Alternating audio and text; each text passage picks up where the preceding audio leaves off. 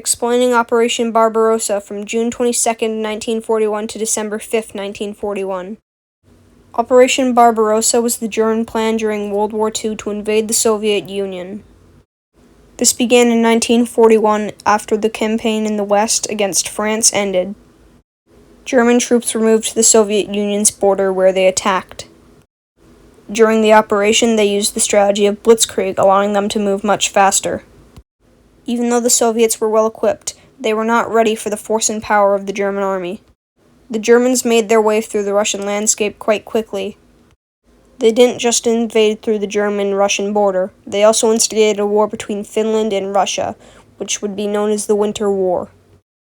The true stakes of this operation for the world was if Germany could take down Russia, they could truly establish dominance on the European continent. This massive success would continue until the winters of 1941. At that point, the winter set in, but the Germans were not well equipped for the winter.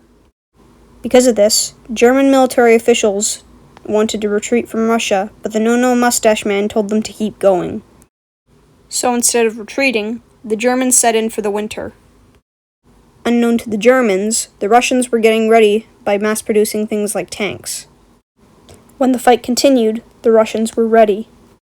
They pushed the Germans back to their original borders and continued pushing into places like Poland. This operation would eventually lead to the downfall of Germany during World War II. The Soviets would continue pushing until they reached Berlin, at which point the Germans surrendered. In conclusion, Operation Barbarossa was the no-no mustache man's plan of invading the Western Soviet Union and taking it over. This plan failed, led to the defeat of Germany in World War II, and led to the Soviet Union being established as a world power. Thank you for watching this video on Operation Barbarossa.